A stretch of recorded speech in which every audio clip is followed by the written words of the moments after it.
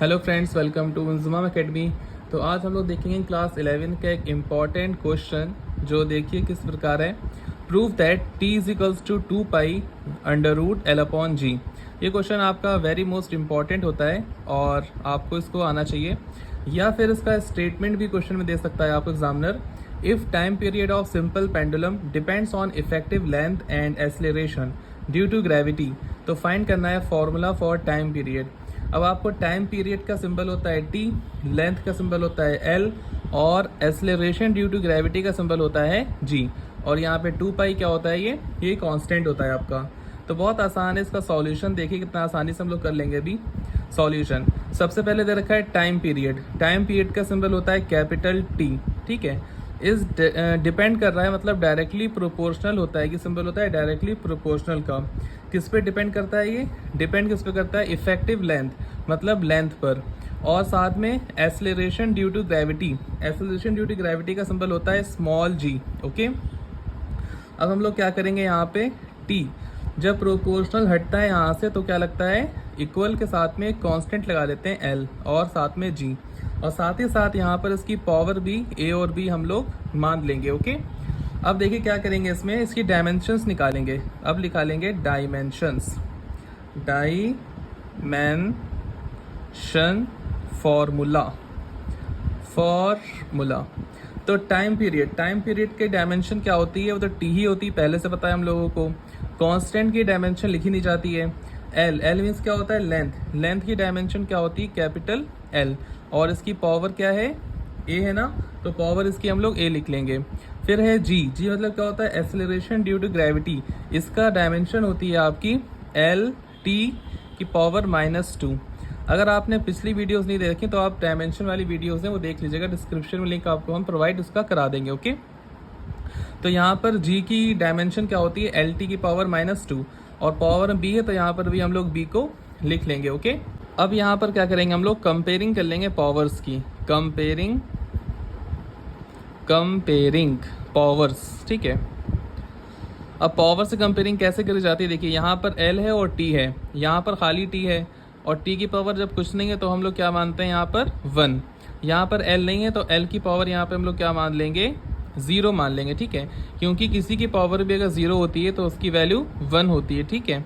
तो L की power यहाँ 0 है, यहाँ L की पावर कितनी है, A है, और L की पावर यहाँ क्या है, B है। इसको एक स्टेप बढ़ा के भी लिख सकते हैं आप इस तरीके से, देखिए L0 1 L की पावर A, ये जो है ना B, ये इसके ऊपर भी आएगा और इसके ऊपर भी आएगा, तो यहाँ पर L की पावर B भी होगा और T की पावर क्या होगा, -2B होगा, ओके। अब इसको हम लोग ब्रैकेट्स में रख सकते हैं चाहें तो, इस तरीके से आप ब्रैकेट हम लोग बना सकते हैं, इस तरीके से यहाँ पर। चलिए ठीक है, बन गए ब्रैकेट, यहाँ पर ही बना सकते हो आप फिलहाल। चलिए देखें, तो यहाँ पर L की पावर कितनी है, 0 है, 0 इज इक्वल्स टू, यहाँ पर L की पावर कितनी है, यहाँ पे L की पावर एक तो A है और एक B है, तो पावर्स ऐड हो जाती हैं। हम लोगों ने पिछले क्लासेस में पढ़ा था, मतलब 6, 7, 8 क्लास में पढ़ा था कि पावर्स क्या हो जाती हैं, ऐड हो जाती हैं। तो यहाँ पर क्या आ जाएगा, A + B। ये हो गई हमारी पहली इक्वेशन, ओके। अब लिखेंगे यहाँ पे हम लोग T की यहाँ पावर कितनी है, 1 है, तो 1 लिख लिया, इज इक्वल्स टू। अब यहाँ T कहाँ दिख रहा है आपको, ये रहा T, इसकी पावर कितनी है, -2B, तो यहाँ पर क्या आ जाएगा, -2B। तो कंपेयरिंग कर ली हम लोगों ने पावर्स की, ओके। L की पावर L से कंपेयरिंग करी जाएगी और T की पावर T से कंपेरिजन करी जाएगी।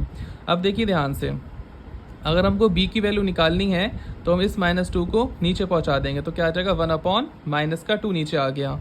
जब नंबर मल्टीप्लिकेशन में होता है तो वो डिवाइड में आता है, और अगर प्लस या माइनस में होता है तो वो उधर जाकर, अगर माइनस है तो प्लस का हो जाएगा, और अगर प्लस का होता तो उधर जाकर माइनस का हो जाता, ओके। तो B की वैल्यू हमारे पास ये आ चुकी है, ओके। अब हम लोग क्या करेंगे, B की वैल्यू को पुट कर देंगे पहली वाली इक्वेशन में। तो putting the value of B in equation first, okay. First है पुट कर लेंगे, तो 0 ऐसे ही लिखा, A को A ही लिखा जाएगा, प्लस में B की वैल्यू क्या है हमारे पास है, -1/-2, इस तरीके से रख ली। अब देखिए प्लस माइनस तो माइनस हो जाएगा, तो 0 is equals to a minus का 1/2। जब इसको उधर ले जाएंगे तो काहे का हो जाएगा, मैंने बताया था ना आपको, अगर माइनस का नंबर है इसको उधर ले जाएंगे खोल के तो प्लस का हो जाएगा। तो ये इधर आएगा तो 0 + 1/2, 1/2 ही हो जाएगा। ये हमारी ए की वैल्यू निकल के आ जाती है। ठीक, ए की वैल्यू आई थी हमारे पास में 1/2 और बी की वैल्यू क्या आई थी हमारे पास में माइनस का 1/2। ठीक है, अब इन दोनों वैल्यूज़ को हम पुट कर लेंगे कहाँ पर, अपनी पहले वाली इक्वेशन में। पहले वाली इक्वेशन क्या थी, टी इज इक्वल्स टू के एल की पावर ए और जी की पावर बी, इस इक्वेशन में पुट कर लेंगे। ठीक है, तो जहाँ ए दिख रहा है वहाँ 1/2 और जहाँ बी दिख रहा है वहाँ माइनस का 1/2। तो टी इज इक्वल्स टू के तो ऐसे लिखेंगे और एल की पावर क्या आ जाएगा 1/2 और जी की पावर क्या आ जाएगी माइनस का 1/2। ओके, तो t इज इक्वल्स टू के तो चलो ऐसे ही लिख देते हैं।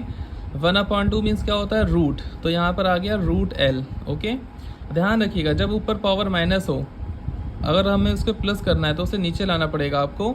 तो g की पावर यहाँ भी क्या हो जाएगी 1/2, ऊपर माइनस थी नीचे आकर क्या हो गई है प्लस की हो गई। ओके, बस आंसर आने वाला है। ये के कांस्टेंट है, इसकी वैल्यू हम लोग 2 पाई रख लेते हैं क्योंकि हम लोग को प्रूफमेंट में 2 पाई दे रखी है इस वजह से। तो देखिए ये रूट एल है और अपॉन में ये भी जी की पावर 1/2 है, तो इसको भी हम क्या लिखेंगे रूट जी लिख लेंगे। बस आ गया हमारा आंसर।